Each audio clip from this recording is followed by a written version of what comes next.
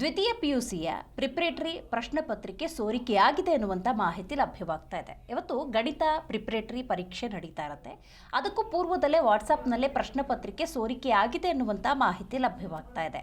ಹೌದು, ದ್ವಿತೀಯ ಪಿಯುಸಿಯ ಪ್ರಿಪರೇಟರಿ ಪ್ರಶ್ನೆ ಪತ್ರಿಕೆ ಲೀಕ್ ಆಗಿದೆ. ಇಂದು ನಡೀತಾ ಇದೆ ಗಣಿತ ಪ್ರಶ್ನೆ ಪತ್ರಿಕೆ, ಅದು ಸೋರಿಕೆಯಾಗಿದೆ.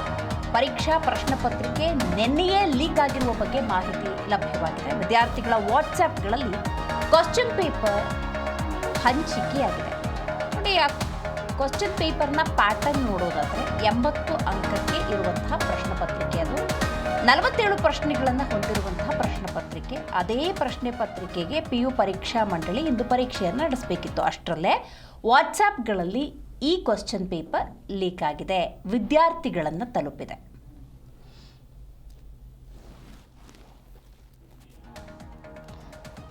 ಈ ಬಗ್ಗೆ ಹೆಚ್ಚಿನ ಡೀಟೇಲ್ಸನ್ನು ನಮ್ಮ ಪ್ರತಿನಿಧಿ ಮಂಜುನಾಥ್ ನೀಡ್ತಾ ಹೋಗ್ತಾರೆ. ಮಂಜು, ದ್ವಿತೀಯ PUC preparatory question paper leak ಆಗಿದೆ. ಲೀಕ್ ಆಗಿದ್ದ ಹೇಗೆ?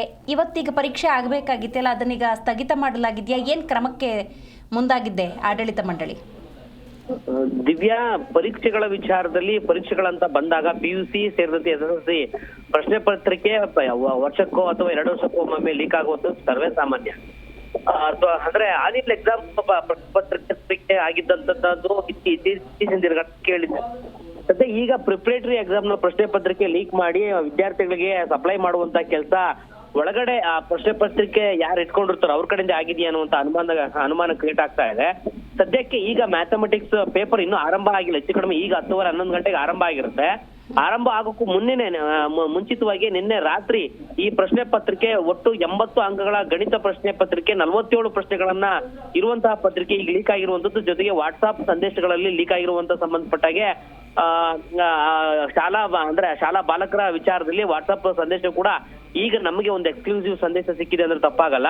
ಅದೇ ಒಂದು ಪ್ರಶ್ನೆ ಪತ್ರಿಕೆಗೆ ಇಂದು ಪರೀಕ್ಷೆ ನಡೆಸ್ತಿರುವಂತಹ ಕಾರಣದಿಂದಾಗಿ ಈ ಪರೀಕ್ಷಾ ಕೇಂದ್ರಗಳಲ್ಲಿ ಇನ್ನೂ ಹೆಚ್ಚಿನ ರೀತಿಯಲ್ಲಿ ಚರ್ಚೆ ಆಗಿರಬಹುದಾ, ಜೊತೆಗೆ ಈ ಪ್ರಶ್ನೆ ಪತ್ರಿಕೆ ಇವತ್ತಿಗೆ ಮೊಟಕುಗೊಳಿಸುವಂತಹ ಸಾಧ್ಯತೆ ಇದೆ. ಯಾಕಂದ್ರೆ ಮಕ್ಕಳಿಗೆ ಗೊತ್ತೇ ಇರೋದಿಲ್ಲ, ಪ್ರಶ್ನೆ ಪತ್ರಿಕೆಗೆ ಪ್ರಿಪೇರ್ ಆಗಿ ಬಂದಿರ್ತಾರೆ. ಜೊತೆಗೆ ಈ ಒಂದು 47 ಅಂಕಗಳನ್ನ ಲೀಕ್ ಆಗಿರುವಂತಹ ಪ್ರಶ್ನೆ ಪತ್ರಿಕೆ ವಿದ್ಯಾರ್ಥಿಗಳ ಭವಿಷ್ಯದಲ್ಲಿ ಮಾರಕ ಆಗಬಹುದು ಎನ್ನುವಂತ ರೀತಿಯಲ್ಲಿ ಸದ್ಯಕ್ಕೆ ಈ ಪರೀಕ್ಷೆ ಬರೆದಾದ ನಂತರ ಈ ಒಂದು ಪ್ರಶ್ನೆ ಪತ್ರಿಕೆಯನ್ನ ಮತ್ತೊಮ್ಮೆ ಭರಿಸುವಂತ ಸಾಧ್ಯತೆ ಇದೆ. ಯಾಕಂತ ಹೇಳಿದ್ರೆ ಪ್ರಶ್ನೆ ಪತ್ರಿಕೆ ಸೋರಿಕೆ ಆದ ನಂತರ ಎಷ್ಟೋ ವಿದ್ಯಾರ್ಥಿಗಳಿಗೆ ವಾಟ್ಸ್ಆಪ್ ಮೂಲಕವಾಗಿ ಸಂದೇಶ ರವಾನೆ ಆಗತ್ತೆ.